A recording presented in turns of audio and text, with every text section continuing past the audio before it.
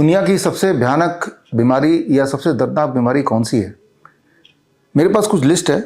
Kidney failure, ऐसे patient जो हफ्ते में 3 बार 4 बार डायलिसिस में जाते हैं, यानी कि उनका पूरा खून मशीन में जाता है फिर वापस आता है, इसे हम मान सकते हैं।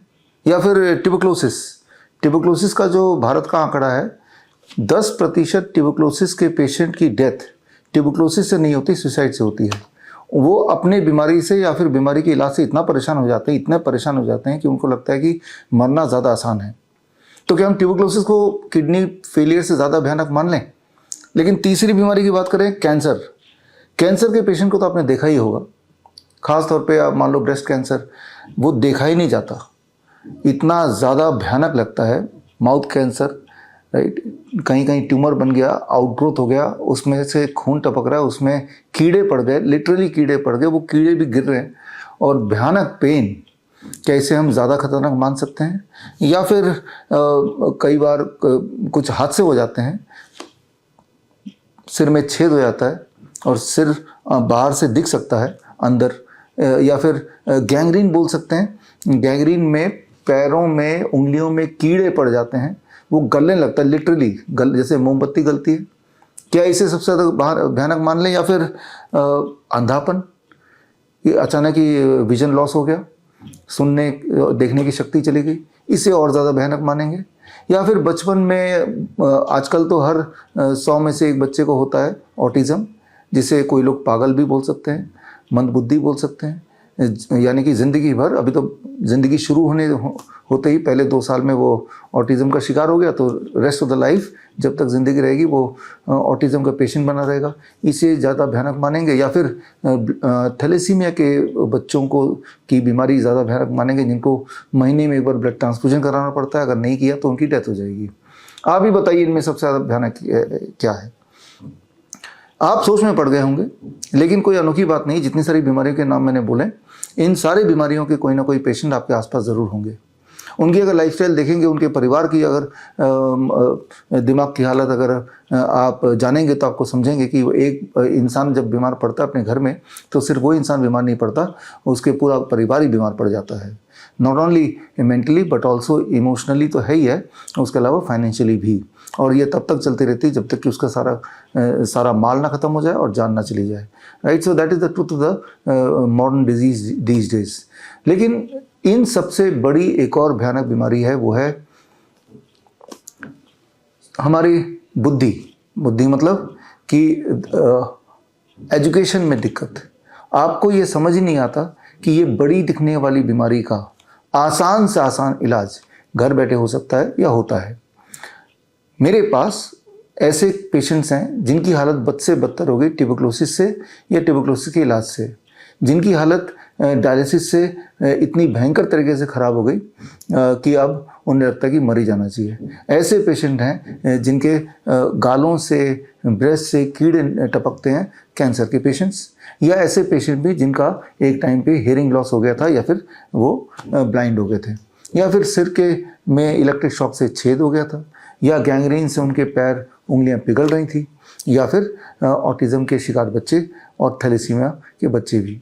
लेकिन आज वो सारे स्वस्थ हो गए, मुझसे मिलकर नहीं, मेरे हॉस्पिटल आके नहीं, अपने घर पे, किसी दवाई से नहीं, बल्कि अपने लाइफस्टाइल में कुछ बदलाव करके, अपने डाइट को बदलाव करके। कुछ इंटरेस्टिंग थेरेपीज़ हैं, आप में से जो लोग मेरे फॉलोअर हैं उनको पता ही है, चाहे वो हॉट वाटर इमर्शन हो, चाहे वो जीरो वोल्ट थेरेपी हो, चाहे वो सर्कुलेटिंग क्लॉक हो, चाहे वो नीम पंचकर्मा हो। ऐसे कई सारे ऐसे टेक्निक्स हैं जिन टेक्निक्स की वजह से आँखों की रोशनी वापस आ गई, दोबारा सुनने दिखाई देने लगा, ट्यूबरक्लोसिस पूरी तरह स्वस्थ हो गया, एक भी सिम्टम नहीं, और डायलिसिस से पूरी तरह छुटकारा मिल गया। वो जो कीड़े पड़ गए थे वो गायब हो गए, गाल पहले की तरह हो गया।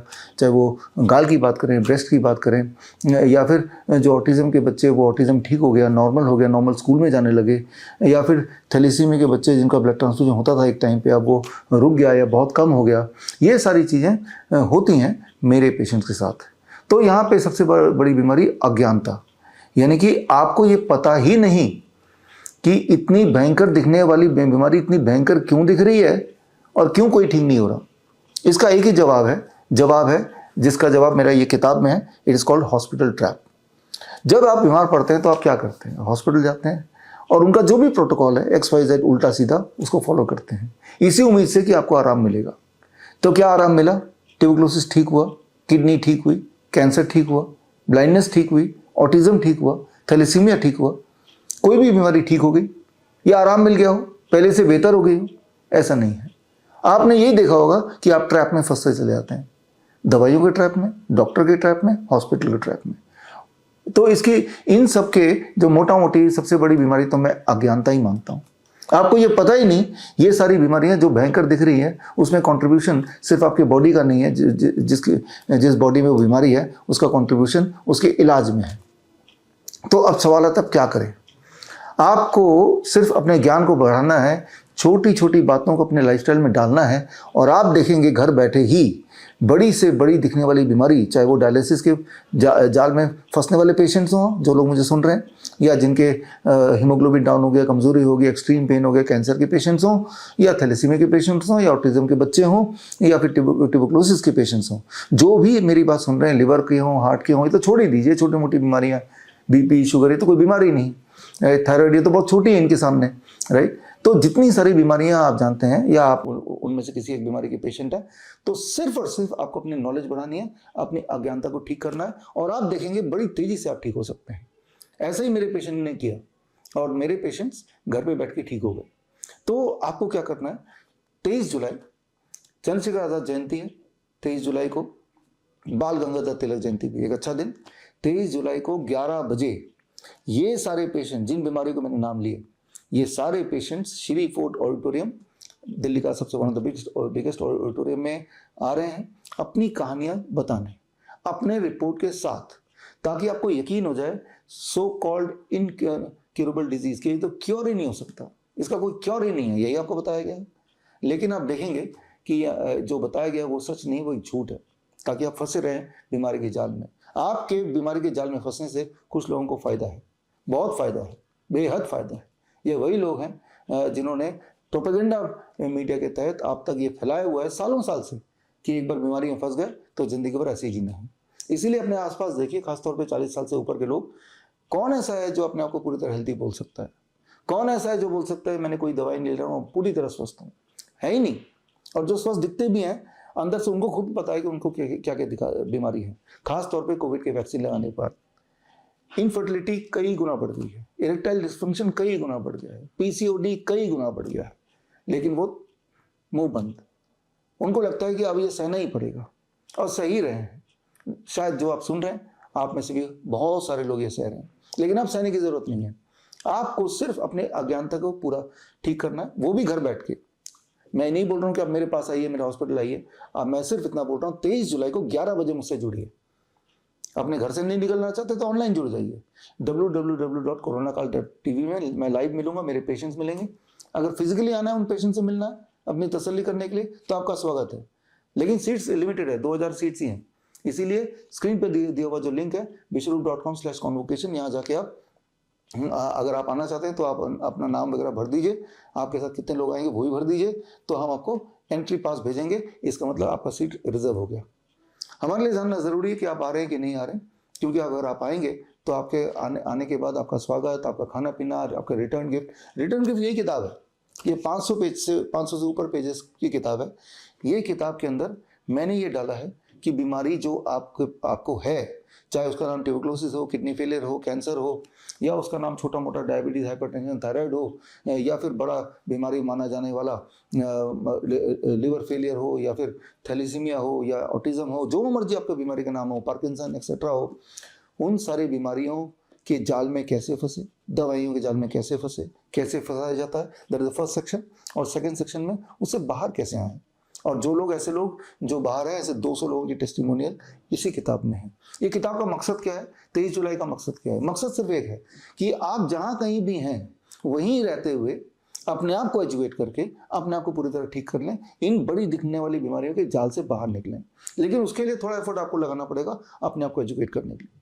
2 तरीके हैं, ऑनलाइन आप जुड़ सकते हैं, जैसे मैंने बताया coronakal.tv on 23rd at 11 AM, या अपनी तसल्ली करने के लिए जो लोग पास रहते हैं, दिल्ली में रहते हैं, आसपास रहते हैं, आना चाहते हैं, आ सकते हैं, तो वो आ जाएं और 11 बजे आप मुझसे जुड़ें, लाइव हमारे पेशेंट से मिलें, तसल्ली कर लें, वो अपनी पुरानी रिपोर्ट, अभी की रिपोर्ट सारा लेके आएंगे।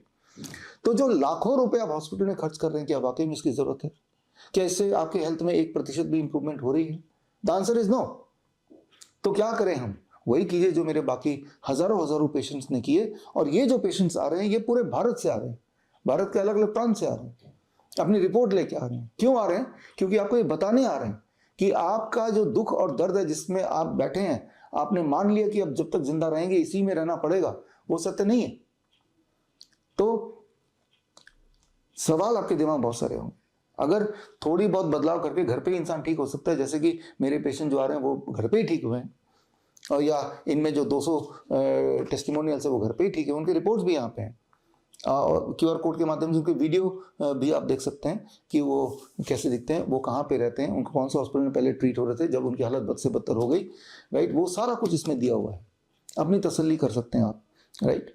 और बल्कि 23 जुलाई 11 बजे इस इवेंट के लिए हमने जितने भी मेडिकल काउंसिल है भारत में, जितने भी मेडिकल एसोसिएशन है, जो जो जो हमें पता है, उन सबको हमने चिट्ठी लिखी, स्पीड पोस्ट ऑफिस के माध्यम से, स्पीड पोस्ट विद एक्नॉलेजमेंट, जिसमें हमने उनको रिक्वेस्ट की कि आप भी आएँ, आप देखें कि इलाज की पद्धति कैसी होनी चाहिए और कैसी है, राइट। एक तरफ हॉस्पिटल में भरे हुए लोग जो बीमार से बीमार पड़ते जा रहे हैं, उनकी हालत बद से बदतर होती चली जा रही है और उनके पैसे अकाउंट खाली होते जा रहे हैं। दूसरी तरफ मेरे मुट्ठी भर पेशेंट्स 1000, 2000, 3000 जो पूरी तरह स्वस्थ हो गए, दवाई से छूट गई और इनकी बीमारियां चली गई और अपने मेन स्ट्रीम जिंदगी में दोबारा वापस आ गए।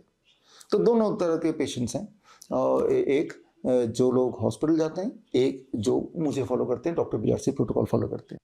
तो 23 तारीख को 11 बजे ना केवल उन पेशेंट से मिलाऊंगा, मैं वो ट्रेनिंग भी दूंगा आपको, एडवांस ट्रेनिंग, ऐसी ट्रेनिंग जो बहुत सिंपल है, बहुत इफेक्टिव है, बहुत पावरफुल है, fastest, safest and evidence based, बिल्कुल तेजी से काम करेगा, एविडेंस बेस्ड है, सेफ है, घर पे किया जा सकता है, शून्य खर्चा है ही नहीं, यानी कुछ नुकसान नहीं होने वाला, सिर्फ आपको अपना टाइम लगाना है, ऑनलाइन या फिर फिजिकली आके। तो खैर, मैं उम्मीद करता हूं कि 23 तारीख के बाद, इस ट्रेनिंग के बाद, आपके दुख और दर्द इस ट्रेनिंग की वजह से काफी कम हो जाएगा, बीमारी का नामो निशान बॉडी से गायब हो जाएगा। मिलते हैं 23 जुलाई सुबह 11 बजे, chilli food auditorium, new Delhi. All the best, thank you, जय हिंद। लाइफस्टाइल डिजीज हो या इन्फेक्शियस इलनेस, कॉस्मेटिक्स हो या पेन मैनेजमेंट, घर पर ही बनाएं अपनी दवा। Ancient wisdom and modern evidence base का अनोखा मिश्रण। Join 1 month online training, be a certified Neem therapy practitioner.